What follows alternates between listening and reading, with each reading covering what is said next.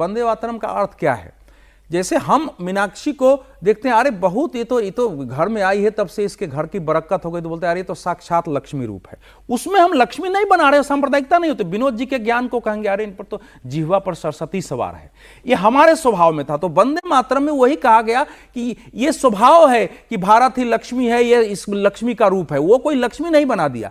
तो ये जो वंदे मातरम का नकार है ना, जो भारत का चरित्र है, हमारा जो संस्कार है, उस रूप में भारत को स्वीकार नहीं करना है। इसको जब तक नहीं समझेंगे, और विनोद जी जो कह रहे हैं वो सच्चाई नहीं है। दुनिया के किसी भी मुस्लिम देश में संविधान भी बना है तो वो शरीयत को ध्यान में रखते हुए बनता है। कोई भी एक मुसलमान खड़ा होकर कहे कि नहीं शरीयत को हम अस्वीकार करके संविधान को स्वीकार नहीं हो सकता। शरीयत प्रमुख जो जिन कंट्रीज की बात कर रहे हैं वो तो इस्लामिक कंट्रीज हैं ही, वो तो कहते हैं हम इस्लामिक कंट्रीज हैं। लेकिन आप इंडोनेशिया का उदाहरण देखिए, वहां नाम कोई अरबिक में है, सारे नाम उनके उसमें है। वो कहते हैं हमारा कल्चर है। वो कल्चर और रिलीजन को अलग करके देखते हैं। वो कहते हैं इस्लाम हमारा रिलीजन और ये हमारा कल्चर है। वहां गरुड़ की मूर्ति भी है, विष्णु की मूर्ति भी है। अब 90% मुस्लिम कंट्री है। कांग्रेस नेता दिग्विजय सिंह की हम चर्चा कर लेते हैं। आरएसएस की तारीफ में उन्होंने एक पोस्ट क्या लिखा कि घमासान ऐसा शुरू हुआ कि वो थमने का नाम नहीं ले रहा है।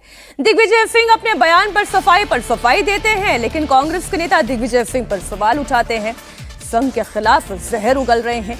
इसी सिलसिले में कांग्रेस सांसद मणिक्कम टैगोर ने संघ की तुलना आतंकी संगठन अलकायदा से कर दी। मणिक्कम टैगोर ने कहा कि अलकायदा से सीखा जा सकता है। क्या अलकायदा से सीखा जा सकता है? उन्होंने आरएसएस को नफरती संगठन करार दिया। मणिक्कम टैगोर ने आरएसएस के बारे में क्या कहा, आप सुनिए। नफरत का संगठन है आरएसएस। आरएसएस नफरत से बड़ा बना हुआ संगठन है। वो नफरत फैलाती है, ऑर्गेनाइज तरीके से फैलाती है नफरत। उससे सीखने के लिए कुछ नहीं है। ये आप अलकायदा के साथ कोई सीख सकते हैं क्या?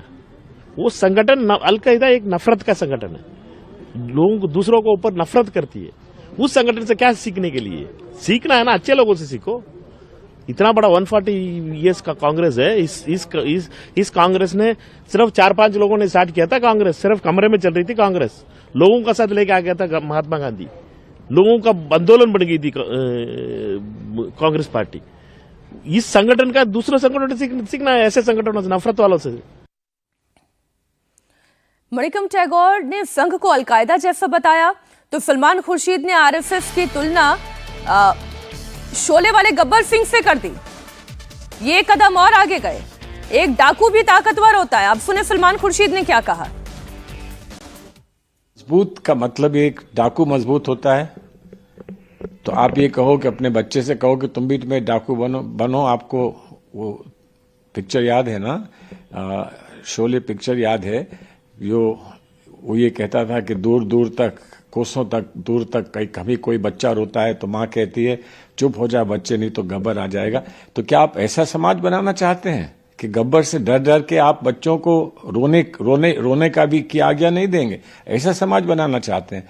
तो कौन कितना मजबूत है, क्या परिस्थितियों में वो मजबूत है, वो अलग बात है। लेकिन आप अपने आप को कैसे मजबूत करना चाहते हैं? हम वैसे नहीं मजबूत करना चाहते अपने आप को जैसे कि आरएसएस मजबूत है। फिलहाल तो कांग्रेस पार्टी की विनोद जी स्थिति यह है कि पूछना पड़ेगा कितने आदमी थे और कितने आदमी रह गए हैं। कांग्रेस का जो संगठन है, कांग्रेस की जो ताकत है, आज उसकी स्थिति तो यही है। और रही बात वो संघ को कह रहे हैं गब्बर सिंह, 100 साल से अगर कोई संगठन चल रहा है, इतने लोग उसमें जुड़ते चले जा रहे हैं, वो डाकू है। देखिए, कांग्रेस का राष्ट्रीय स्वयंसेवक संघ से विरोध है, वैचारिक विरोध है, मतभेद है, और वो लगातार चल रहा है। अब आप ये बताइए कि इस देश में जब कम्युनिस्ट पार्टी थी, कम्युनिस्ट पार्टी को क्या क्या नहीं कहा गया? तमाम सारे दक्षिणपंथी पार्टियों ने कम्युनिस्ट पार्टियों को देशद्रोही हो जाने क्या क्या कहा। तो ये राजनीति में एक दूसरे पर इस तरह के आरोप लगते रहते हैं। कांग्रेस को लेकर के रोज देशद्रोही बयान आते रहते हैं कि साहब देशद्रोही देशद्रोही देशद्रोही। क्या है क्या देशद्रोही? तो कोई दिग्विजय सिंह के कहने से, ये सलमान खुर्शीद के कहने से ना संघ डाकू हो जाएगा, न मणिक्कम टैगोर के कहने से वो अलकायदा बन जाएगा। हर संगठन की अपनी विचारधारा है, हर संगठन का अपना एक वजूद है, और हर संगठन समाज को अपने तरीके से प्रभावित करने का प्रयास कर रहा है। लेकिन कुछ घटनाएं ऐसी होती हैं जिन पर चिंता सबको करनी चाहिए। क्रिसमस में जो हुआ इस देश में, जिस तरह पकड़ पकड़ के बच्चों को जो है, जो बेचारे टोपी बेच रहे थे सेंटा क्लास की, उनकी पिटाई की गई, उसकी निंदा की जानी चाहिए, संघ को भी करनी चाहिए निंदा, कोई निंदा नहीं हुई। अभी देहरादून में जिस तरह एक बेचारे उसको जो है मार दिया, त्रिपुरा के लड़के को चीनी समझ करके, ये जो मानसिकता बढ़ रही है, इसका भी विरोध होना चाहिए और इसका विरोध संघ जैसे संगठन को ही करना चाहिए, तभी इसका ज़्यादा प्रभाव होगा। मैं ये कह रहा हूँ कि कोई भी संगठन इस देश में जो इस देश में काम कर रहा है और जिसने संविधान के का सम्मान किया है, वो न देशद्रोही है, न अलकायदा है और न वो डाकू है। अलग अलग वैचारिक विरोध हो सकता है, मतभेद हो सकते हैं। मैं उस पर एक रिएक्शन आपका ले लूं, उसके बाद अगली खबर पर जाऊंगी। सर, ये जो त्रिपुरा के लड़के के साथ उत्तराखंड में हुआ, क्या संघ की विचारधारा? नहीं, संघ विचारधारा नहीं, मैं कह रहा हूँ ये जो एक तरह से नफरती विचारधारा जो फैल रही है, या फिर क्रिसमस, देखिए नफरती विचारधारा आज की तो नहीं है, नफरती विचारधारा तो हमेशा से समाज में रही है, चाहे वो रेसिस्ट विचारधारा हो।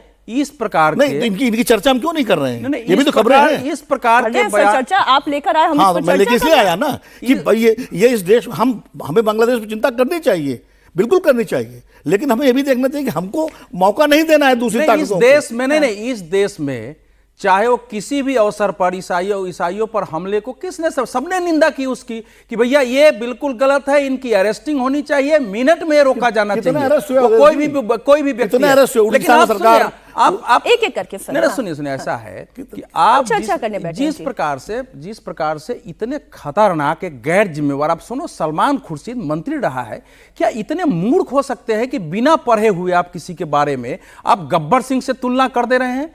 करोड़ों लोग जिसके देश में प्रधानमंत्री है, गृह मंत्री आरएसएस के, रक्षा मंत्री आरएसएस के हो सकते हैं, आप उसको कह रहे हैं कि ये गब्बर सिंह डाकू है सारे? अगर अलकायदा है, लेकिन राहुल गांधी ने मुस्लिम ब्रदरहुड से तुलना की है। आपका 1947 बता चुके हैं उन्होंने, जो अयोध्या वाली किताब लिखी थी, 1947 से लेके 77 तक आपकी कंटिन्यू सरकार रही, 80 से 84 तक रही है, 91 से 96 तक रही है, 2004 से 2014 मई तक रही है। अगर ये अलकायदा है तो आपने इसको बैन करके समाप्त क्यों नहीं कर दिया?